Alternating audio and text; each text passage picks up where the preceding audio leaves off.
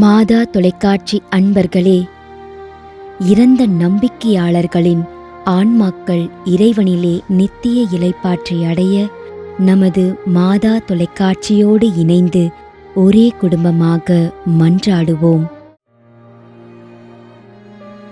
B. Christian, Anumanthanpatti 3ஆம் ஆண்டு நினைவஞ்சலி.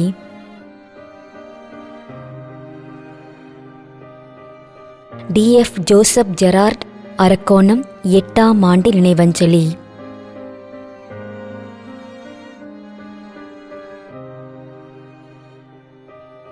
Sebastian, Chennai.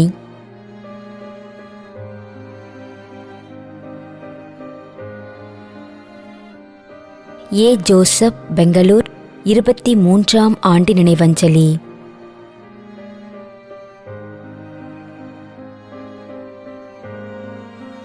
Sunil Kumar, Bangalore.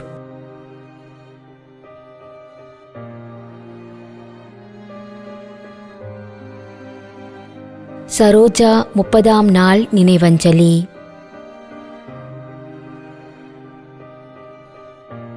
G. மேரி தார்சி லம்மாள், மேலராமன்புதூர், நாகர்கோவில் 3ஆம் ஆண்டு நினைவஞ்சலி.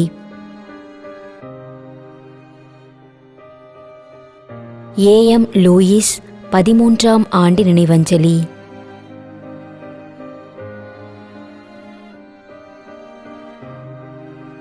தெரேசா 14ஆம் ஆண்டு நினைவஞ்சலி.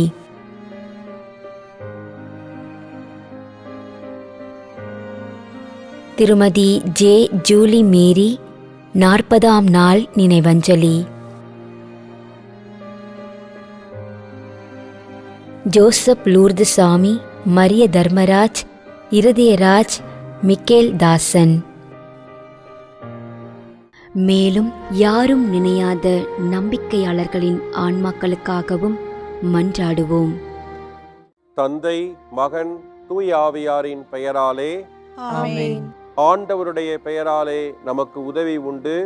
விண்ணையும் மண்ணையும் படைத்தவர் அவரே. திருவெளிப்பாட்டு நூலிலிருந்து வாசகம். அதிகாரம் 14, இறைவார்த்தை 13. விண்ணகத்திலிருந்து ஒரு குரலை கேட்டேன். இது முதல் ஆண்டவரோடு இணைந்த நிலையில் இறப்போர் பேறு பெற்றோர் என எழுது என்று அது ஒலித்தது. அதற்கு தூய ஆவியார், ஆம், அவர்கள் தங்கள் உழைப்பிலிருந்து ஓய்வு பெறுவார்கள், ஏனெனில் அவர்களின் செயல்கள் அவர்களை பின்தொடரும் என்று கூறினார். ஆண்டவரின் அருள்வாக்கு. இறைவனுக்கு நன்றி. நம்மிடையே வாழ்ந்து இறந்து போன இறைவனின் அடியார்களுக்காகவும் மேலும் குறிப்பாக மாதா தொலைக்காட்சி வழியாக நீத்தார் நினைவில் இன்று நினைவு கூறும் இறைவனின் அடியார்கள் அனைவருக்காகவும் மன்றாடுவோம். விண்ணுலகில் இருக்கின்ற எங்கள் தந்தையே, உமது பெயர் தூயது என போற்ற பெறுக. உமது ஆட்சி வருக. உமது திருவுளம் விண்ணுலகில் நிறைவேறுவது போல மண்ணுலகிலும் நிறைவேறுக. எங்கள் அன்றாட உணவை இன்று எங்களுக்கு தாரும். எங்களுக்கு எதிராக குற்றம் செய்வோரை நாங்கள் மன்னிப்பது போல எங்கள் குற்றங்களை மன்னியும். எங்களை சோதனைக்கு உட்படுத்தாதேயும், தீமையிலிருந்து எங்களை விடுவித்தருளும். ஆமென். மன்றாடுவோமாக. இறைவா, இரக்கம் காட்டுவதும் மன்னிப்பு அளிப்பதும் உமது இயல்பு.